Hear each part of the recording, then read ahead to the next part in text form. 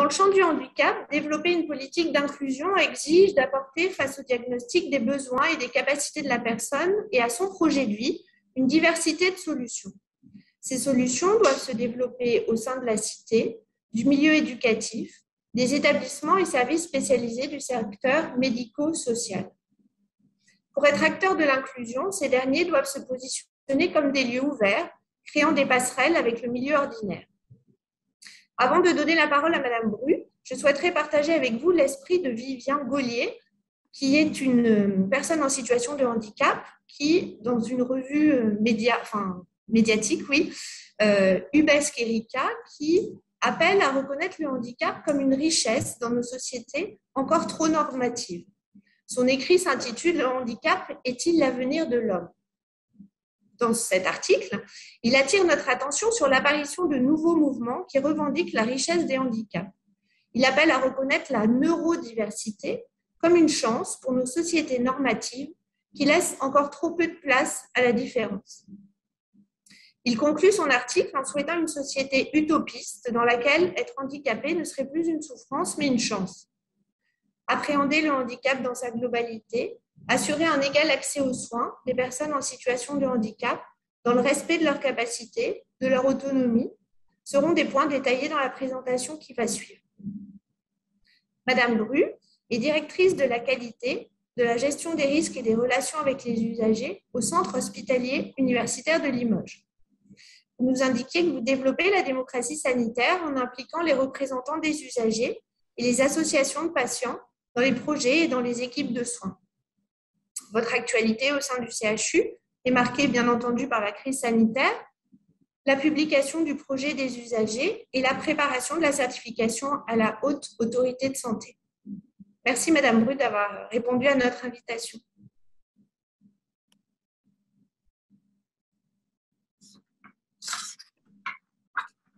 Bonjour à tous. Je vais vous partager mon écran.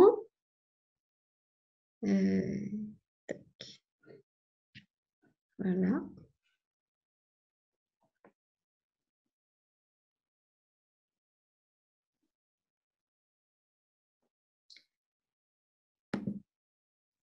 Alors,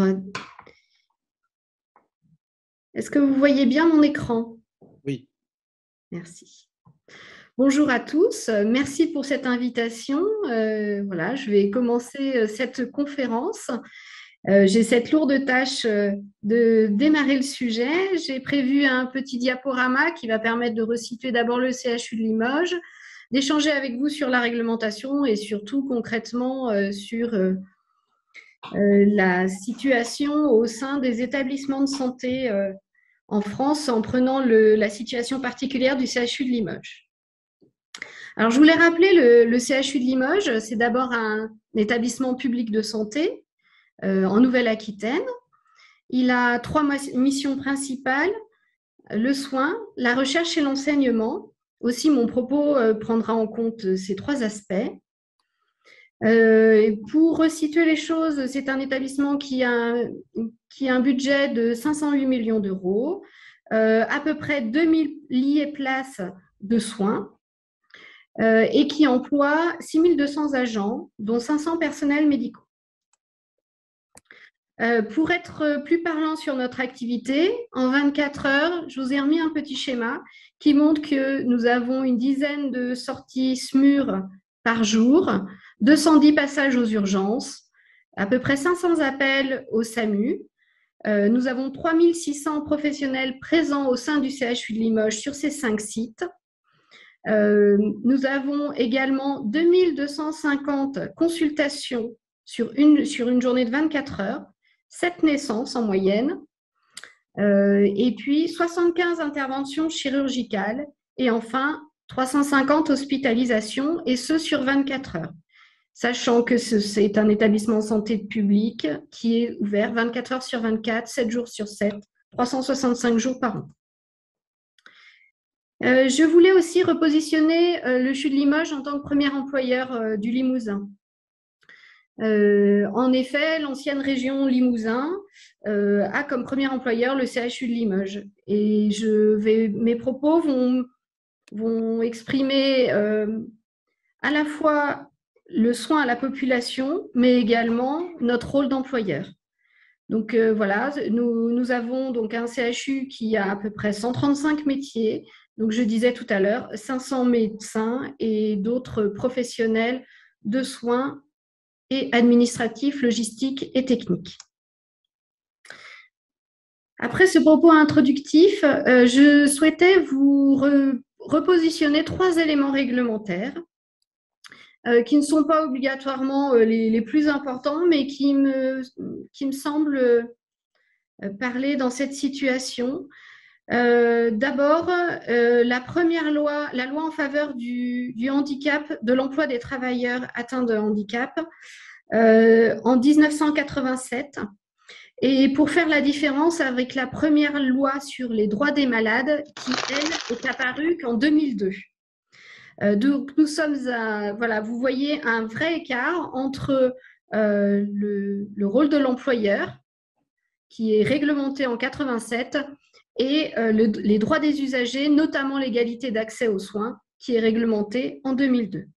Donc, nous fêtons l'année prochaine les 20 ans de cette loi, qui est une loi fondamentale pour les droits des patients. Et puis, pour l'actualité, vous pouvez voir qu'en 2021 ou tout début 2022 va sortir l'obligation, je crois que j'ai un problème de PowerPoint, c'est pas grave, de projet de la création d'un référent handicap au sein des établissements de santé, dont le rôle sera de coordonner toutes les actions pour l'accès aux soins des personnes porteuses de handicap. C'est original comme dessin sur mon PowerPoint, je ne saurais pas l'enlever, je suis désolée. Donc, je souhaitais repartir de la définition du handicap qui a été expliquée tout à l'heure par Madame Travio-Signol. Donc, effectivement, elle rappelait que constitue un handicap toute limitation, voilà. Toute limitation d'activité ou restriction de participation à la vie en société subie dans son environnement par une personne en raison d'une altération substantielle, durable ou définitive d'une ou plusieurs fonctions physiques, sensorielles, mentales, cognitives ou psychiques, d'un polyhandicap ou d'un trouble de santé invalidant. Alors, je souhaitais repartir de cette définition pour reparler de la posture institutionnelle en établissement et des professionnels en établissement de santé. Donc, dans une dernière loi sur l'égalité des droits et des chances, la participation à la citoyenneté des personnes handicapées, il est noté pour les établissements de santé que chaque établissement doit organiser un égal accès aux soins des personnes en situation de handicap dans le respect de leurs capacités et de leur autonomie. Donc là, c'est vraiment un point important. Il y a le côté égal accès aux soins et le respect de leurs capacités et de leur autonomie. Il y a également une place prégnante donnée à l'aidant et à l'accompagnant. Il y a de nombreuses recommandations de bonnes pratiques, de guides et de documents pour les professionnels de santé pour l'ensemble des prises en charge. Et on nous demande de prendre en charge la personne de manière globale avec une dynamique de parcours de vie, de manière à ce qu'on prenne en charge globalement la personne dans l'entièreté de sa vie, dans l'entièreté de sa personne, y compris ses proches. Pour la déclinaison au sein du projet d'établissement du CHU de Limoges, nous avons 4 objectifs qui abordent le sujet du handicap. C'est d'abord de développer une politique globale d'accueil et de prise en charge de la personne en situation de handicap sans restriction, de structurer une offre de formation à destination de nos professionnels. Donc, je vous rappelle, à peu près 6200 personnes travaillent avec nous chaque jour. De travailler sur les représentations et de développer les compétences en interne afin de disposer des personnes ressources pour prendre en charge ces personnes atteintes de handicap. identifier et formaliser la place de l'aidant dans le contexte de soins. Dernièrement, nous avons validé, là en début d'année, un projet des usagers. Et d'ailleurs, je remercie Madame Dussault qui intervient juste après moi, qui est une de nos représentantes des usagers, très impliquée dans la démocratie sanitaire de l'établissement.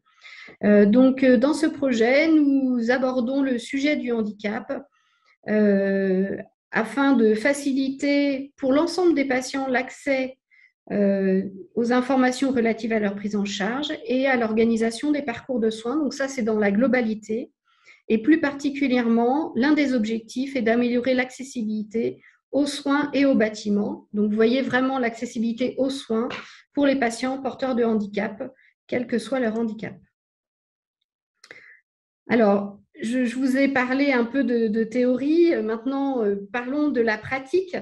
Alors, là, ce que je vais présenter, c'est vraiment lié à mon expérience. Cela fait une quinzaine d'années que je travaille dans les hôpitaux. Et au fur et à mesure, on a travaillé sur avec mes collègues, beaucoup de parcours de soins et j'ai travaillé aussi avec beaucoup de professionnels. Donc, la prise en soin d'une personne porteuse de handicap, je me suis rendu compte, va vraiment au-delà des outils et des soins qui sont liés à pallier le déficit fonctionnel ou psychique. Aujourd'hui, on est en train de développer l'ouverture d'une unité d'accueil et de soins des sourds. Dans un premier temps, c'est vrai que quand on réfléchit à l'accueil et aux soins des sourds, on se dit il faut quelqu'un qui signe et qui parle la langue des signes. Et grâce notamment à l'association des sourds de Limoges, j'ai découvert que cela va vraiment au-delà de l'aspect communication, technique de communication, c'est-à-dire d'avoir vraiment une traduction littérale des explications, des explications par rapport aux soins, par rapport au diagnostic qui serait fait. On voit que dans un premier temps, ces outils de communication sont nécessaires, mais ne sont pas suffisants, car ils ont, dès le départ, ces personnes ont plus de difficultés à accéder aux soins parce que nous savons déjà que pour une personne, pour un citoyen, c'est déjà difficile, qui n'est pas porteur de handicap, c'est déjà difficile d'accéder aux soins, de prendre un rendez-vous, par exemple, de gynécologue, de comprendre comment se passe une hospitalisation pour une chirurgie, de comprendre après les soins à la sortie d'hospitalisation. Alors, pour une personne qui a effectivement un déficit auditif, c'est encore plus difficile d'accéder aux soins et souvent, ils abandonnent sur les choses qu'ils ne considèrent pas comme urgentes ou graves. De ce fait-là, la santé des personnes peuvent s'aggraver assez rapidement puisqu'ils ne prennent pas en compte, ils prennent en compte les premiers signes, mais ils n'arrivent pas à accéder aux soins. Il faut également, dans le cadre de l'unité d'accueil et de soins des sourds, avoir une personne qui comprend leur situation et est capable d'être un intermédiateur entre l'établissement de soins et la personne sourde pour que la personne sourde comprenne le monde hospitalier et que le monde hospitalier comprenne le monde de la personne sourde qu'il va soigner et prenne les choses dans leur globalité. Ça, c'était un exemple vraiment par rapport à nos patients, à nos usagers. Mon deuxième point reprendra un exemple par rapport aux agents, donc aux salariés de l'établissement. Aujourd'hui, le regard de notre société sur la performance professionnelle, ou même voir si on fait un lien aussi sur le parcours de soins, porte un regard sur le handicap un peu péjoratif, autant le dire. Et je vais prendre deux exemples, un exemple professionnel et un exemple professionnel et patient. D'abord, pour dire que dans notre établissement, nous sommes très impliqués dans l'accompagnement des des agents porteurs de handicap. Donc aujourd'hui, nous dépassons largement l'obligation des 6% d'employés porteurs de handicap. Nous accompagnons donc ces professionnels au quotidien pour les aider à avoir une ergonomie de travail qui réponde à leurs besoins. Et puis, il faut savoir que tous les ans, et là c'était la semaine dernière, nous participons au Duo Day. Alors, il faut savoir que c'est une campagne nationale où, sur une journée, un professionnel valide, sans handicap, va partager sa journée et son expérience avec une personne porteuse de handicap qui veut découvrir son métier. C'est valable sur l'ensemble des métiers, que ce soit de soignants, des métiers techniques ou des métiers administratifs. Donc aujourd'hui, alors la semaine dernière, nous avons accueilli une quinzaine de personnes qui ont passé la journée avec une personne pour découvrir son métier. À cette occasion, je souhaitais vous dire que j'ai rencontré un certain nombre de professionnels porteurs de handicap dans ma carrière, dont le handicap leur apportait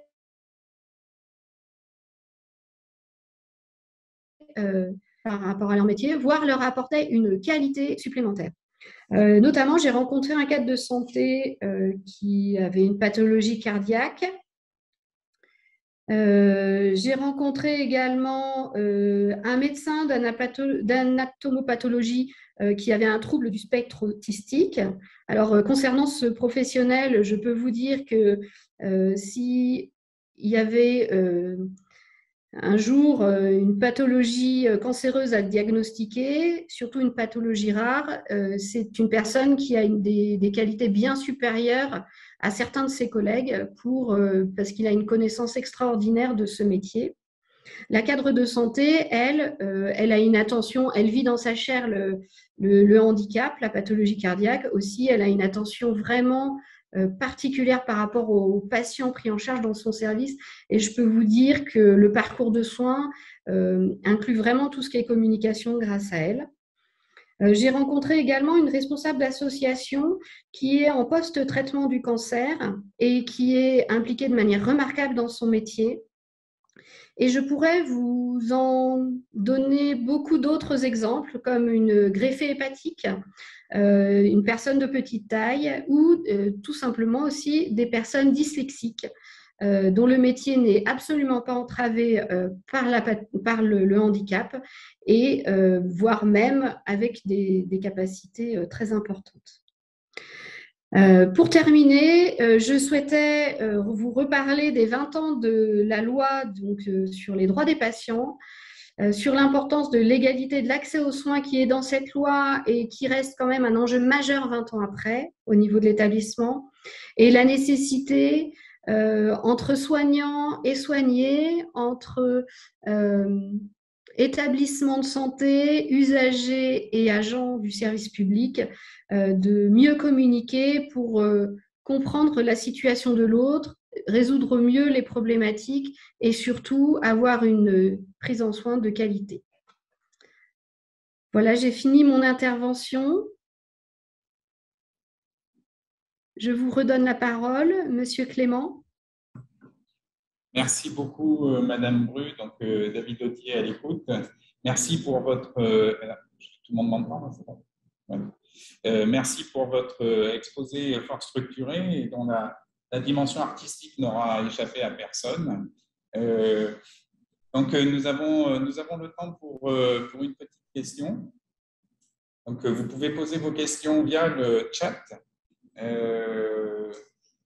Donc, c'est le petit onglet discussion juste en dessous, au bas de votre écran. Donc, discuter, discussion. Vous pouvez cliquer dessus et poser vos questions, ou alors vous pouvez ouvrir votre micro si vous en avez la volonté. Sinon, nous allons passer à la suite de cet exposé avec donc l'intervention de 4 personnes. Donc, Antoine Agras, tout d'abord, qui est maître de conférence en sciences de l'éducation au département sciences de l'éducation de l'Université de Limoges. Et puis, nous écouterons rencontrons également Madame Bénédicte Marcoul-Soulier, qui est enseignante, coordinatrice ULIS au lycée des métiers, des arts et des techniques du lycée du Majambo à Limoges. Et nous avons la chance d'avoir avec nous deux jeunes filles, élèves de ce même lycée, Léa Lambert et Cécilia Grenier, qui nous font l'honneur d'être parmi nous pour témoigner.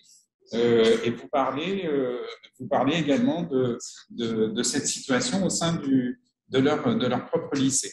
Donc, je vais céder sans plus attendre la parole à Monsieur Agraz, donc, qui, je vous le rappelle, est maître de conférence en sciences de l'éducation et donc dont les objets de recherche portent sur le handicap, l'intégration du handicap et la diversité dans un sens beaucoup plus global.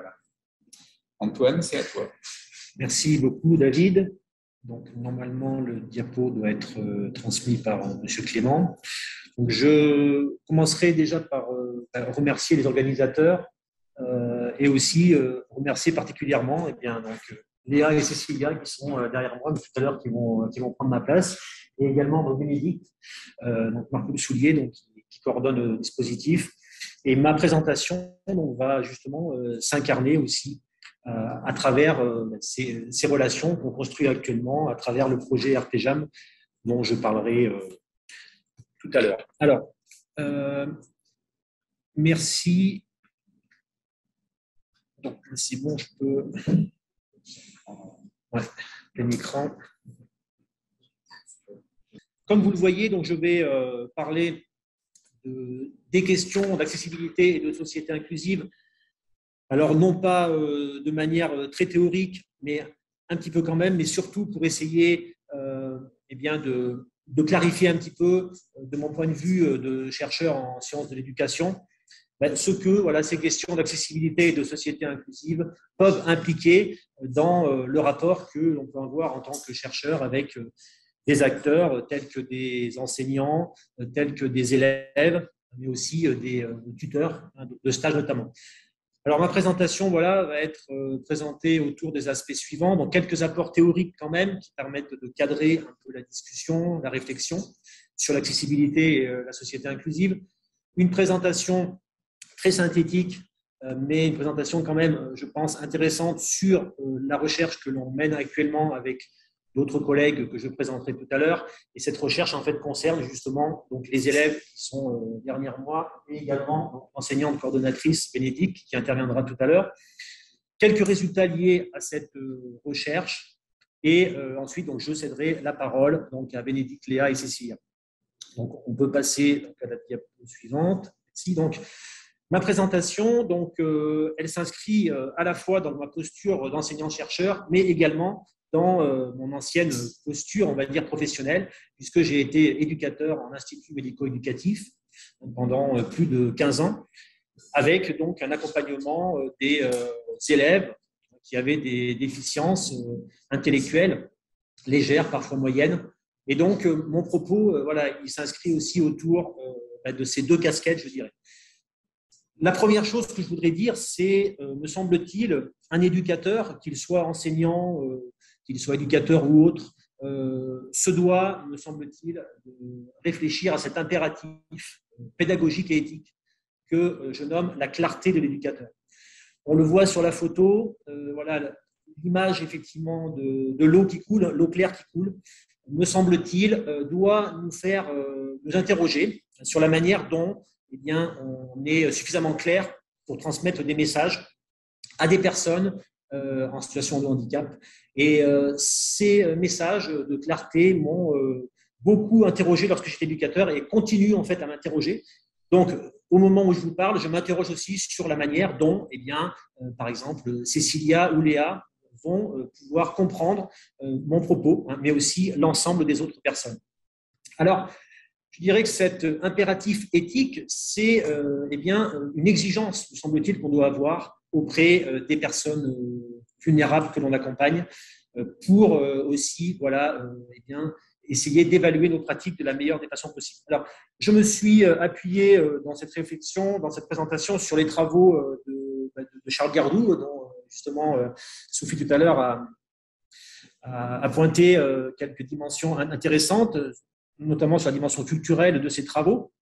Alors, dans son titre de l'ouvrage, déjà, on voit effectivement la société inclusive, parlons-en, il n'y a pas de vie minuscule. Déjà, voilà, on comprend qu'effectivement, il y a un message qui est transmis à travers le titre et le sous-titre, c'est-à-dire qu'effectivement, il n'y a pas deux types d'humanité. Il y a bien, en fait, à essayer de comprendre comment on va pouvoir tous ensemble se rapprocher, construire quelque chose en commun et peut-être identifier ce qui nous rassemble avant peut-être d'identifier ce qui nous différencie. Alors, que pouvons-nous construire ensemble en dépit de chacune de nos différences, puisque le fait de construire ensemble, effectivement, des projets, comme on est en train effectivement de le faire actuellement, implique aussi qu'on prenne en compte les différences. Mais peut-être aller d'abord questionner ce qui nous rassemble avant de parler des différences. Alors, Charles Gardou a des mots assez forts, me semble-t-il, l'accès au patrimoine commun, le chez-soi pour tous. Et ces termes-là, moi, font écho à la manière dont, par exemple, Léa et Cécilia, qui sont à côté de moi, finalement accèdent à la formation, puisque c'est la recherche actuelle que l'on mène, et accèdent en fait à l'insertion. Est-ce que cette insertion peut être pensée comme un chez-soi, c'est-à-dire est-ce qu'elles sont suffisamment à l'aise pour effectivement accéder à des savoirs, à une insertion professionnelle qui soit bénéfique en fait dans le cadre de leur projet, et est-ce que l'accès à ce patrimoine commun, c'est-à-dire à ce qui nous appartient tous, peut faire sens pour ces élèves.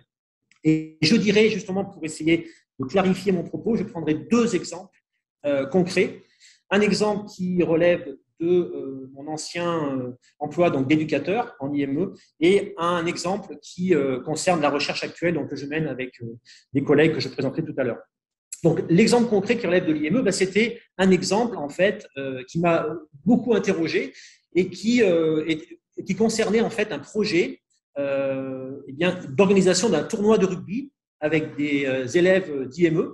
On devait organiser un tournoi de rugby avec finalement différents IME qu'on invitait. Et on avait comme projet finalement d'inviter des étudiants de l'université pour nous aider à réfléchir aux ateliers qu'on allait construire. Et donc ces étudiants, c'était des étudiants de la filière STAPS, sciences et physique, des activités physiques et sportives, sciences et techniques, des activités physiques et sportives. Et ces étudiants sont venus à l'IME pour construire avec nous ce projet. Et à la fin de la réunion, on a dit maintenant, la prochaine fois, il y aura le match retour, c'est-à-dire on ira à l'université et à la fac pour continuer à travailler ce projet. Et il y a un élève, je me souviens en fait, qui a été surpris par le fait que je dise ça. Et en fait, en discutant après avec lui, je me suis rendu compte qu'il ne s'autorisait pas, en fait, cet élève, d'aller à la faculté ou à l'université parce que pour lui, il n'avait pas sa place. C'était pas en fait sa place d'aller dans finalement un lieu qu'il ne connaissait pas certainement.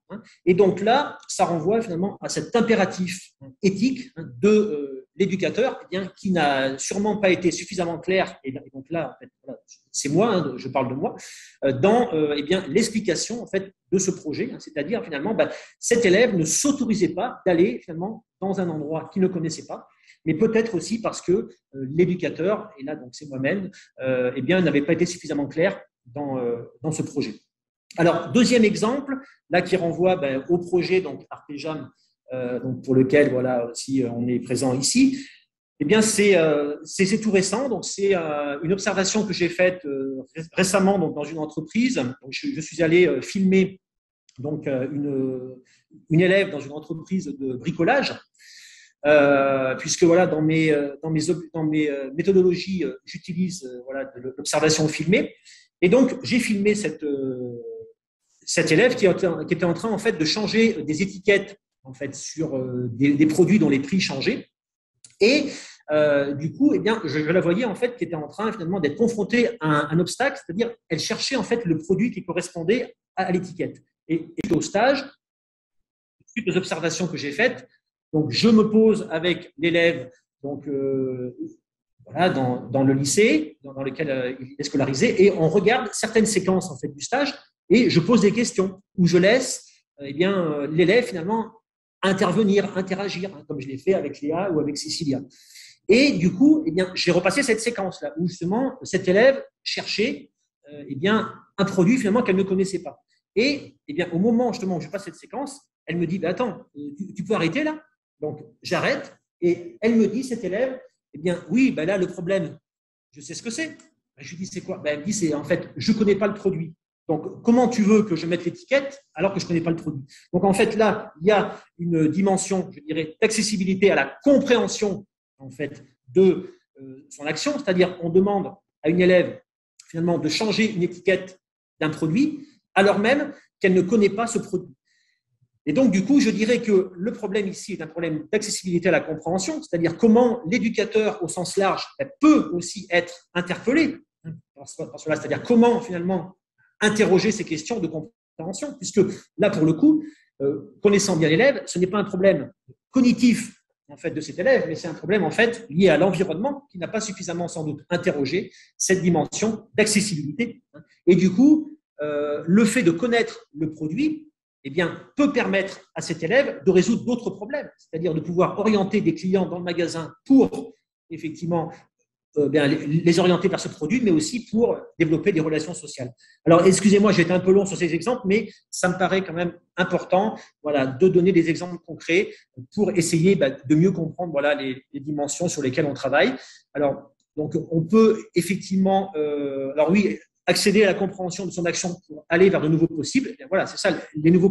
Donc, au niveau donc, de l'intérêt de l'entretien d'autoconfrontation, elle m'a dit, c'est bien d'avoir un esprit critique dans ce qu'on a pu faire.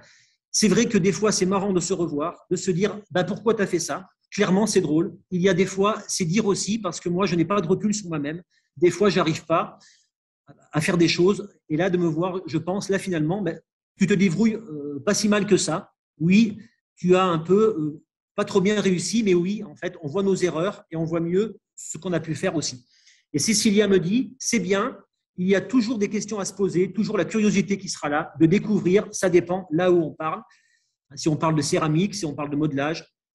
Et elle me dit, en fait, je suis un peu entre les deux. Lorsqu'elle se voit, en fait, voilà, sur les films que j'ai réalisés avec elle lors du stage, je suis un peu entre les deux, entre un peu renfermée et ouverte. Et je terminerai donc juste voilà, sur les dernières diapos. Donc, effectivement, sur cette recherche Arpejam qui permet, selon moi, de travailler cette question du chez-soi pour tous. Est-ce que ces élèves scolarisés en Ulysse peuvent être justement inscrits dans cet environnement du chez-soi pour tous, dans les stages, mais aussi en dehors des stages? C'est, me semble-t-il, la préoccupation voilà, qui est la nôtre et qu'on essaie de travailler en équipe. Et donc, je finirai juste voilà, sur les quelques références qui m'ont permis de construire voilà, cette intervention. Et je vous remercie. Merci beaucoup, Antoine.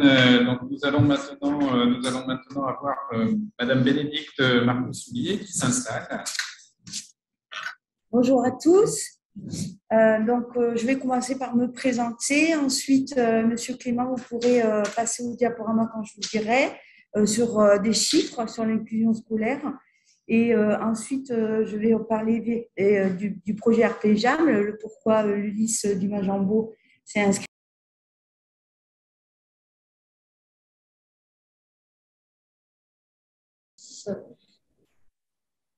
Il y aura toujours de l'aide aux AVS, aux professeurs aussi. Il y aura toujours des moments où on aura toujours un handicap, quelque chose quelque part, même si ce n'est pas la dysphasie, c'est la dyslexie.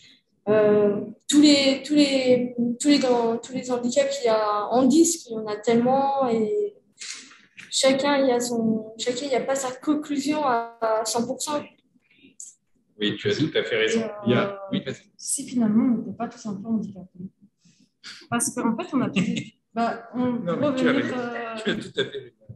Pour revenir, c'est vrai qu'on aime bien réduire l'handicap à une dyslexie, à moteur, physique.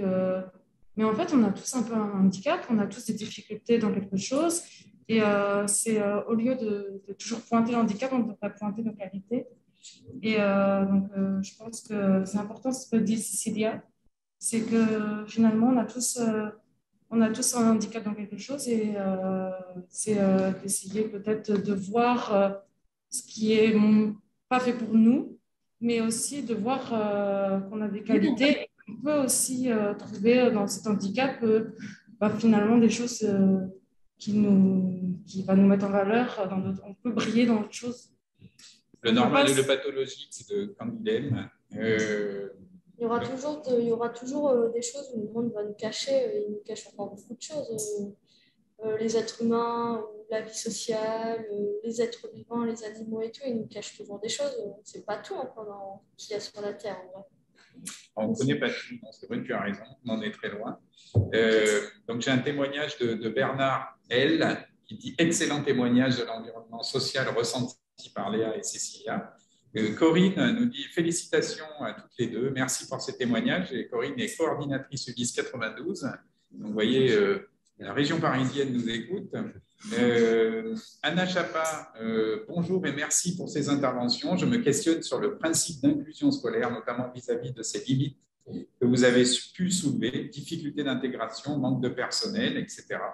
Quelles adaptations supplémentaires, innovations pensez-vous nécessaires à l'heure actuelle à tous les niveaux de la scolarité? Donc, je trouve qu'il n'y a pas assez d'Ulysse en tant que lycée, je trouvais. Quand j'ai vu le diaporama de Madame Marcouslier, je trouve qu'il n'y a pas assez d'Ulysse dans les lycées, je trouve. Il y en a plus dans les collèges que dans le lycée, je trouve quand même qu'il y a plus. Que le lycée, c'est quand même le plus important. Bon, le collège, c'est important, mais je trouve que le lycée est quand même plus important que le collège, que c'est là où notre avenir joue un peu en jeu, je trouve. Que les deux seuls Ulysse que je connais, c'est le Majambo et le lycée du Dora, qui a une Ulysse aussi. Et je trouve que c'est les deux seuls lycées que je connais l'Ulysse, à peu près. En fait, c'est vrai que ce que je trouve ça dommage, c'est que moi, j'avais un truc où on marquait un gros Ulysse. Et ça, pour les élèves, pour beaucoup, c'est un peu lourd de nous réduire qu'à ça. Donc, je pense qu'il faudrait peut-être parler avec les autres élèves, parce que c'est vrai qu'on voit, en fait, il y a un spectre tellement en Ulysse, en fait, il y a tellement des gens différents et on catégorise beaucoup, on met beaucoup dans des boîtes et je pense qu'il faudrait casser ces boîtes, arrêter. C'est très important parce qu'il y a beaucoup de souffrance liée à ça. Je pense qu'aussi, il faudrait peut-être revoir comment on choisit les élèves, des fois, pour intégrer des Ulysses. Parce que je trouve que c'est dommage parce que moi, en fait, ce qui m'a un peu perturbée, c'est quand moi, j'ai dû passer du collège à l'Ulysse au lycée. On avait pris une élève qui était qui avait moins de difficultés que moi, et moi, on m'avait pas pris parce que j'avais plus de difficultés. Mais alors, elles sont où les priorités dans la vie? Est-ce qu'on se pose vraiment des questions pour les vraies personnes qui ont des vrais problèmes? Déjà, rien que ça, on se dit, est-ce que c'est vraiment adapté ou on essaie de faciliter les choses? C'est comme moi, on m'avait mis en IME sans vraiment voir peut-être mon parcours scolaire, parce que par facilité, encore une fois, et je trouve ça très dommage, on n'essaye pas plus d'insérer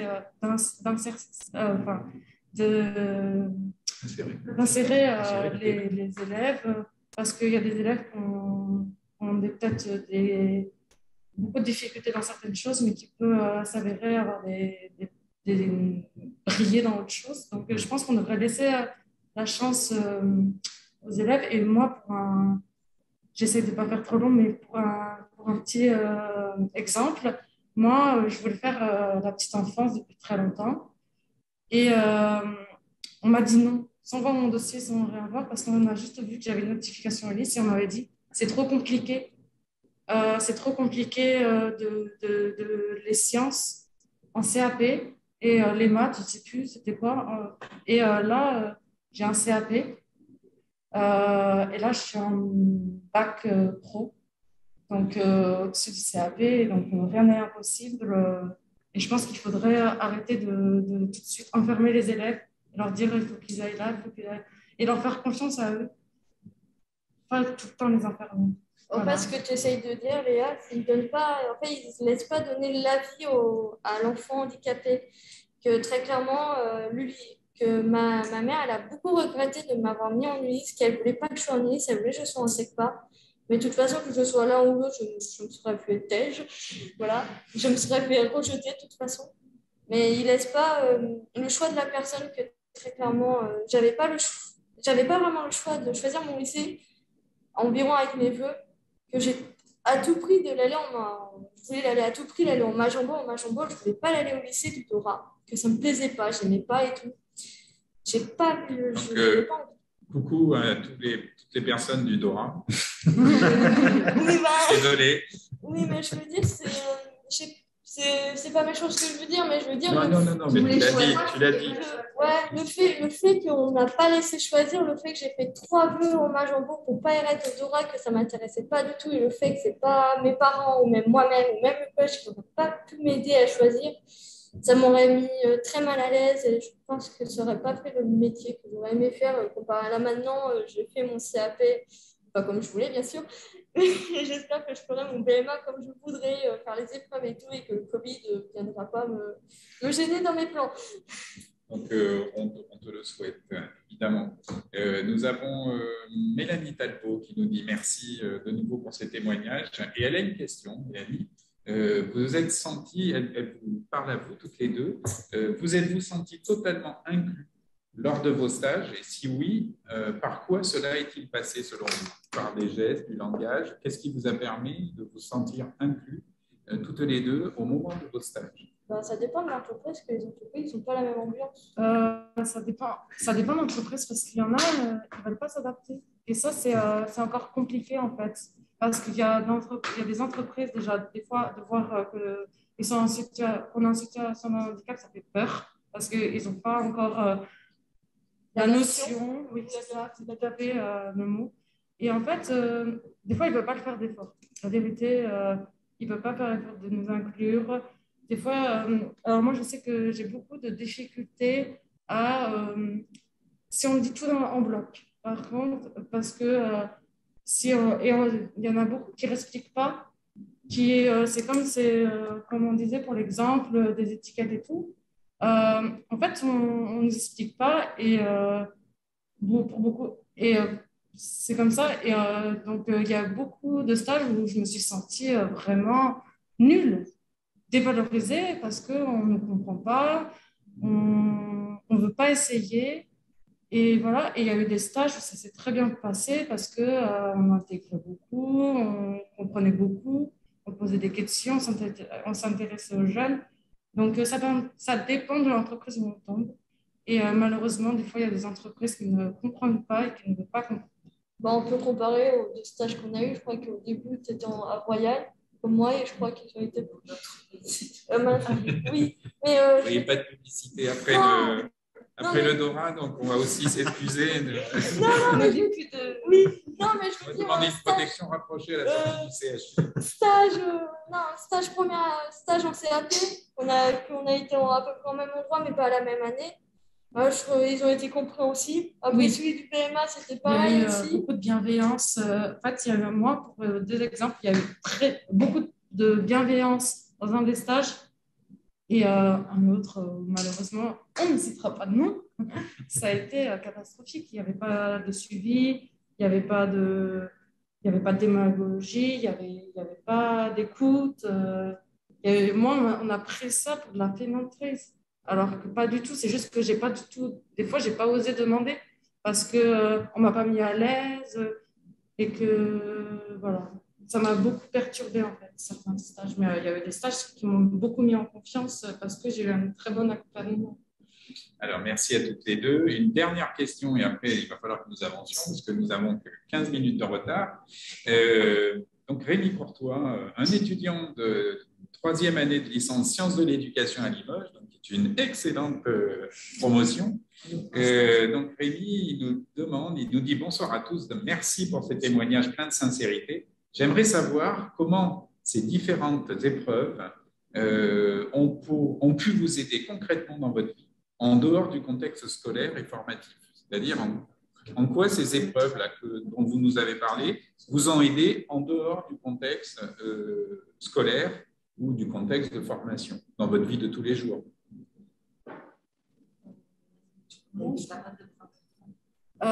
C'est vrai qu'au tout début, il y a une amie dans le sud qui m'a demandé de prendre le train et j'avais très, très, très peur. Je n'avais jamais pris de train de ma vie.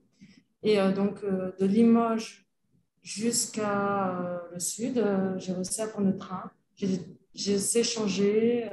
Donc là, j'ai appris là-dessus. Et c'était pas...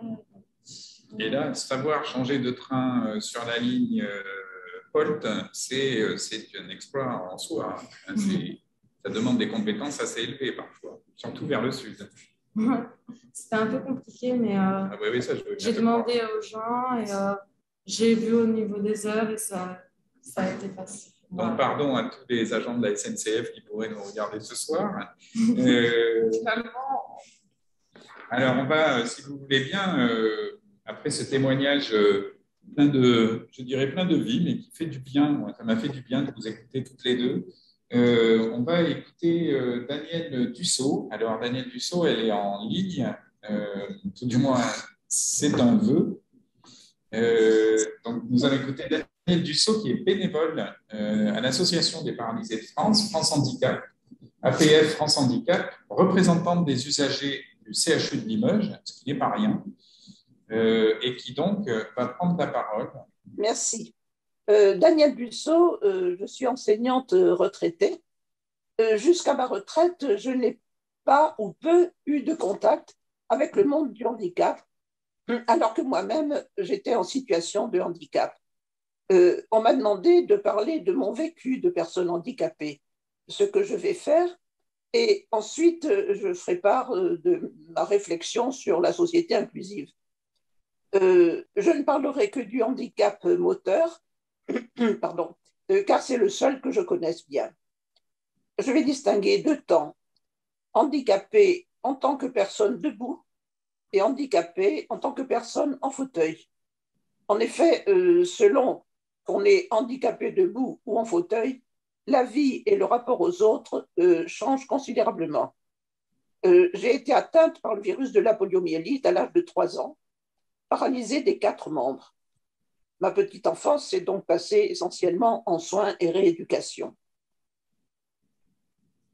Je dois dire que mes parents ont été remarquables parce qu'ils ont tout fait pour que je puisse vivre comme tout le monde, et a commencé par me traiter exactement comme les autres membres de ma fratrie. Et nous étions 4 enfants. À cette époque, il n'y avait pas, ou alors très peu, je ne sais pas, d'institutions spécialisées. Alors, je ne pouvais pas marcher. Ma scolarité primaire a donc été faite à la maison par ma mère qui, par chance, avait un peu d'instruction. Elle était aidée en cela par l'institutrice d'une de mes sœurs qui avait peu d'écart d'âge avec moi. À 12 ans, j'avais récupéré une mobilité suffisante. Je marchais difficilement, mais avec un appareil orthopédique à une jambe. J'ai donc intégré l'école en milieu ordinaire, quelques mois avant l'examen d'entrée en 6e, car à l'époque, il fallait passer un examen. Je me trouvais alors dans la même classe que ma sœur, ce qui, sur le plan de la mobilité, m'a bien facilité les choses. Ensuite, le collège, le lycée et les études supérieures, toujours en milieu normal. Ce fut un vrai parcours de combattant, mais par chance, ma sœur et moi étions dans la même classe jusqu'au baccalauréat, et donc cela m'a bien facilité la mobilité. Naturellement, je consacrais tout mon temps libre et mes vacances à la rééducation. Durant cette période, je n'ai jamais eu à souffrir de regards désobligeants ou gênants. Et alors moi, par chance, je n'ai jamais été harcelée de la part des enseignants ou de mes camarades de classe. Au contraire, même, ils me proposaient volontiers leur aide pour m'aider à monter un escalier, par exemple, au lycée. Je me sentais tout à fait intégrée et à l'aise, malgré les efforts physiques considérables que ça me demandait, évidemment. Je vais évoquer une petite anecdote qui est peut-être pour quelque chose dans le fait que je me sentais à l'aise et que je ne faisais aucun complexe de mon handicap. J'avais 13 ou 14 ans et j'étais suivie à Paris par un professeur de la Pitié Salpêtrière à Paris. Il m'a dit ceci: Ne sois jamais complexé par ton handicap. Pense toujours que le président Roosevelt a été élu à 4 reprises à la présidence des États-Unis. Or, il était en fauteuil roulant à cause d'une polio. Et je dois dire que cela m'a accompagné tout au long de ma vie et certainement a contribué à me donner de l'assurance en toutes circonstances.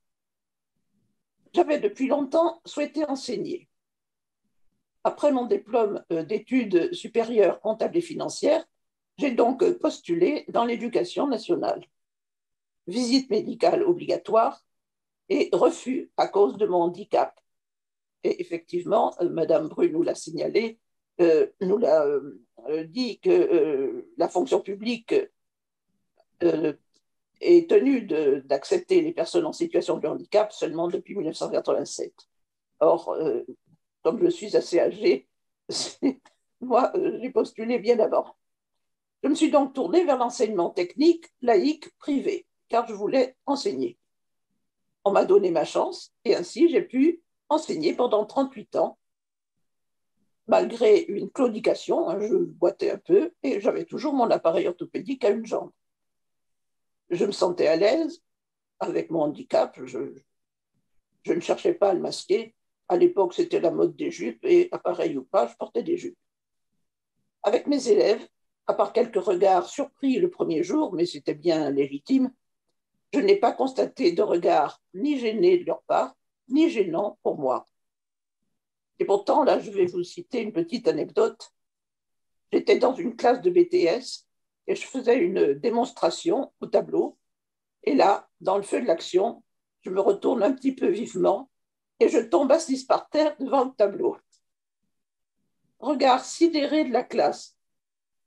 2 garçons se lèvent, ils m'aident à me remettre debout, je les remercie et ils regagnent leur place. Je me suis alors tournée vers la classe et je leur ai dit « Tout va bien, on continue ». Et j'ai repris là où je m'étais arrêtée. L'attitude de la classe ce jour-là et les suivants a été exemplaire, parfaite, comme si rien ne s'était produit. Et j'avoue que j'ai eu beaucoup d'admiration pour leur comportement. De la part de mes collègues, j'ai été intégrée avec beaucoup de sympathie. On me facilitait les choses, par exemple, on m'attribuait une salle sans estrade. Donc, jusqu'à ma retraite, je n'ai côtoyé que des valides, à quelques exceptions près à l'occasion de ma rééducation. Quant à ma vie de femme handicapée, elle a été la même que celle de la plupart des femmes valides, sur le plan affectif, amical, social. J'ai vécu comme tout le monde, avec plus de difficultés, bien sûr, mais enfin. S'il y a eu des regards négatifs sur ma personne du fait de mon handicap, j'avoue que ça ne m'a pas trop gênée parce que je les ignorais. Je ne dis pas pour autant que tout a été facile. Il m'a fallu une bonne dose d'optimisme, de dépassement de moi-même et d'audace aussi, en plus des efforts physiques. Quand j'ai pris ma retraite, j'ai cherché un engagement bénévole, et je me suis rapprochée de APF France Handicap, qui m'a confié la mission de la représenter. Alors, je l'ai représentée à la CDAPH pendant 12 ans, c'est la Commission du droit à l'autonomie et des personnes handicapées, pendant 12 ans, à la CCI, Commission de conciliation et d'indemnisation des accidents médicaux, pendant 12 ans aussi, à France Asso Santé, depuis l'origine du CIS Limousin, c'est-à-dire depuis une quinzaine d'années, et puis encore actuellement, au Conseil territorial de santé jusqu'à maintenant, et enfin, en tant que représentant des usagers au CHU de Limoges depuis 2020. Dans ces différentes instances, je défends bien entendu le droit de tous les usagers, quels qu'ils soient, mais je suis particulièrement attentive à défendre ceux des personnes en situation de handicap. Et je dois dire que depuis quelques années, on est de plus en plus sensible aux problèmes des personnes handicapées et à leur expression. Ainsi, par exemple, j'ai été invitée au CHU à participer à 2 ateliers dans le cadre de la rénovation de Dupuytren 1, un atelier sur la signalétique et l'autre sur l'ergonomie de certains espaces. Il y a des détails gênants pour une personne en fauteuil qui ne sont pas forcément perçus par une personne valide ou debout. Or, je ne marche plus. Je suis en fauteuil depuis 10 ans à cause du syndrome post-polio qui a débuté, ça fait une vingtaine d'années maintenant. Et cela m'amène à mon vécu de personne en fauteuil. Tout ce qui est relativement simple quand on est debout devient compliqué quand on est en fauteuil. Notre regard sur les autres et sur l'environnement change. Forcément, on voit tout de plus bas. Et le regard des autres sur nous change aussi, car ils nous voient de plus haut, souvent avec bienveillance, mais parfois avec condescendance. Et il faut quelquefois en faire des tonnes pour être considéré d'égal à égal en tant que personne, tout simplement. Un exemple, j'étais dans un musée avec une amie, c'est moi qui prenais les billets et qui payais. La question ne s'est adressée qu'à mon amie, qui était debout derrière moi, sans même me regarder. Comme si, en étant handicapée, je n'étais pas en mesure de comprendre. Et cette attitude-là, on la retrouve malheureusement fréquemment. Ma réflexion sur l'inclusion, d'après ma propre expérience, et puis aussi d'après mon observation des personnes handicapées depuis que je les côtoie davantage. Le regard sur la différence, les clichés qu'on s'en fait, la peur aussi, sont autant d'obstacles à l'inclusion dans la société. Pour parvenir à une inclusion, il faudrait faire changer le regard de la société sur le handicap et aussi le regard des handicapés sur la société afin de faire tomber tous les a priori. Par exemple, qu'une personne handicapée n'a pas la même intelligence ni les mêmes capacités qu'une personne valide. Tout ceci passe, eh bien, tout d'abord par l'école. Nous en avons eu un témoignage brillant tout à l'heure, avant mon intervention. Et effectivement, plus les enfants seront intégrés en milieu normal, ordinaire, et plus ça changera les esprits des futurs adultes de demain. La ministre Sophie Cluzel a dit « À vouloir trop protéger, nous avons fini par exclure ». Et en effet, quand on a vécu de l'enfance à l'âge adulte en milieu spécialisé uniquement, c'est-à-dire entre soi, c'est confortable. Mais il est difficile ensuite d'affronter le monde des valides.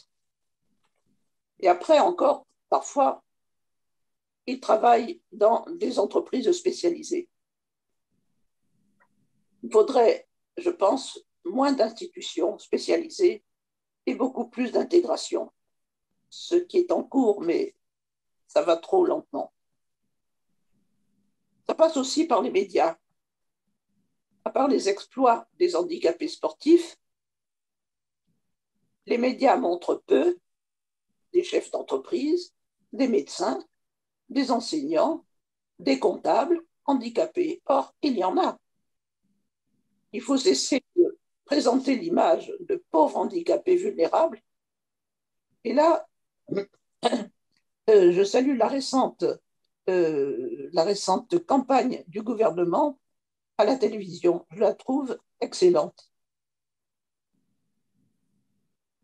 Ça passe également par l'accessibilité dans tous les domaines, les lieux publics, la culture, les soins et par la mobilité, bien sûr. Ça passe aussi par un revenu d'existence minimum qui permette de vivre dignement. En effet, ceux qui n'ont pas la chance de pouvoir travailler ne peuvent pas vivre dignement avec seulement 900 € par mois. Ce n'est pas possible. Alors toutefois, la personne handicapée ne doit pas tout attendre de la société. Elle a un rôle majeur à jouer. Vaincre sa peur du regard des autres, s'accepter telle qu'elle est et s'adapter, bien sûr. On s'adapte en permanence. Oser aller vers les autres et s'intégrer au groupe en donnant le meilleur d'elle-même afin de faire oublier son handicap. Il me semble que l'éducation thérapeutique peut aider à améliorer l'estime de soi et à vaincre la timidité. Je crois personnellement qu'une société inclusive est tout à fait possible, mais on en est loin et il y a encore beaucoup d'efforts à faire de part et d'autre. Voilà, j'en ai terminé. Je vous remercie. Merci beaucoup de votre témoignage, Madame Dussault. Nous avons encore quelques minutes pour des questions, si vous voulez, à nos intervenants de ce soir. Donc, profitez du chat pour poser ces questions. Pour occuper l'espace médiatique, j'avais envie ce que je retiens de cette soirée, hein, c'est quand même des témoignages poignants, et puis la nécessité absolue comme vous l'avez dit, Madame Dussault, de promouvoir une société inclusive qui, certes, se développe de plus en plus. Je pense que tout avance. Il ne faut pas compter sur une révolution. Les révolutions sont parfois un peu violentes, mais on avance doucement. Et puis, peut-être compter également sur une éducation à la diversité dès le plus jeune âge, hein, dès l'âge de maternelle. J'ai pas mal d'exemples justement d'inclusion d'enfants à besoins particuliers dans des classes de maternelle et où tous les autres ne le voient plus avec une crainte, mais le voient tout simplement comme un de leurs camarades, l'aident, prennent l'habitude de l'aider lorsqu'il en a besoin. Et donc, ça développe la démarche empathique et puis la vision d'une diversité sans crainte. Et donc, ça, dès le plus jeune âge, ça peut être très efficace, je pense. Oui, ça c'est certain. C'est certain. Mais moi, je suis un peu... je constate qu'on parle beaucoup de harcèlement. Oui. Et pas seulement ces deux jeunes femmes qui nous ont évoqué leurs problèmes dans ce sens, mais ailleurs, j'en entends parler aussi. Et moi, je dois dire qu'à l'époque où moi j'étais scolarisée, je n'ai jamais eu à subir de harcèlement d'aucun camarade et de personne. Et je ne sais pas, la société a changé. La société a peut-être changé, le rapport à la norme aussi, avec une forte normalisation, peut-être, une tentative de normalisation. Alors, nous avons Floriane qui, de nouveau, nous dit merci pour ce témoignage, Madame Dussault. Je pense que les institutions du médico-social ont leur place dans la société inclusive. Il ne s'agit pas de les fermer, mais de permettre un accompagnement personnalisé et ouvert. Donc, c'est Floriane qui est une éducatrice spécialisée en CESAD. Oui, tout à fait. Ils ont leur place. Mais dans la mesure où l'enfant peut être intégré, et même le travailleur ensuite, parce que lorsqu'ils sont en capacité de travailler, peut être intégré dans la société normale, dans une entreprise normale, par exemple, eh bien, l'entreprise doit faire l'effort de lui donner sa chance. Parce que quelquefois, l'entreprise ne lui permet même pas de montrer de quoi il est capable.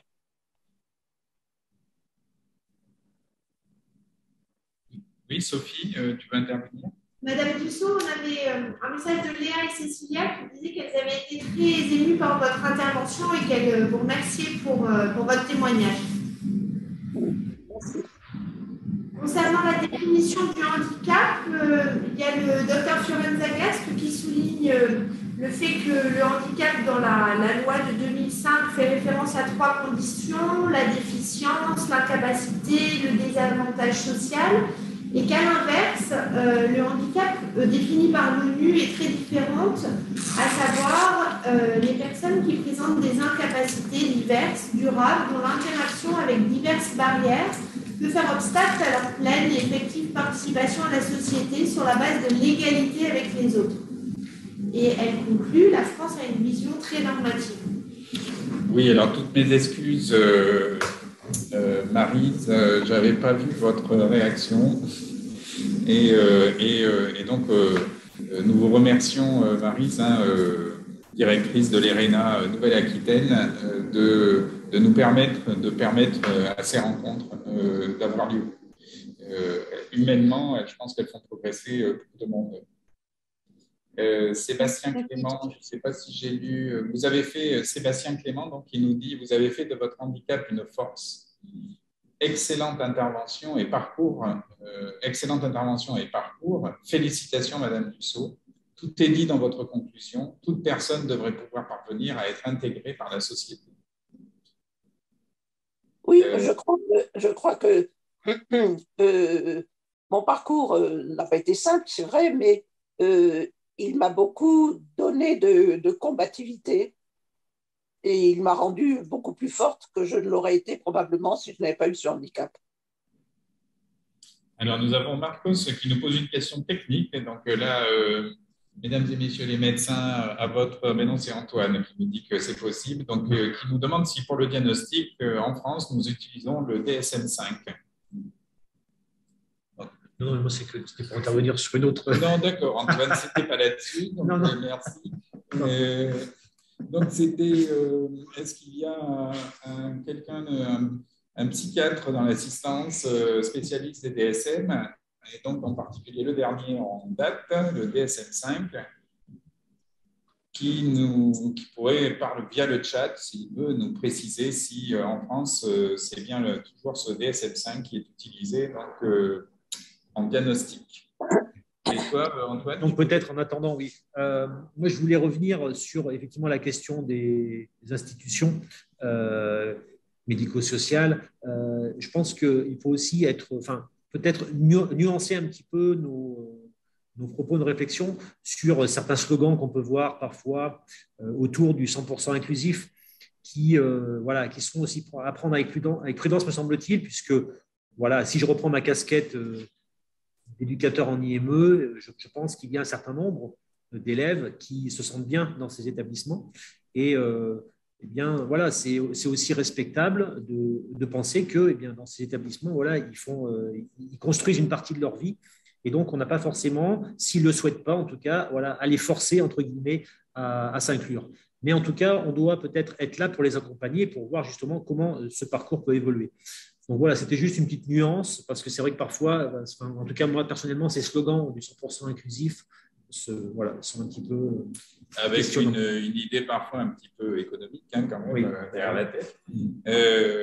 Mais je pense que pour avoir écouté avec attention Léla et Cécilia, le 100% inclusif, pas totalement, mais bien veiller à garder l'avis de l'intéressé et du sujet en premier. Alors, nous avons Élodie qui répond à l'histoire du DSM et qui nous dit oui, le DSM-5 est bien utilisé par les professionnels de santé. Les psychiatres et psychologues l'utilisent lors des évaluations des bilans cognitifs. Corinne nous dit tout mon respect pour votre partage. Bien, écoutez, quelques secondes encore pour lire vos messages ou pour répondre à des questions. Sinon, nous allons nous quitter, mettre fin à cette réunion de ce soir, à cette rencontre Hippocrate. Et en remerciant donc tous ceux qui se sont exprimés, remerciant toute l'assistance, les moyens techniques et le CHU pour l'organisation.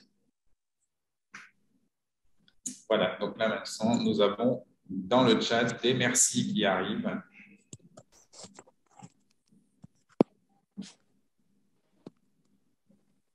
Et eh bien, nous allons pouvoir couper l'image. Et vous souhaiter une bonne soirée. Et vous souhaiter une bonne soirée.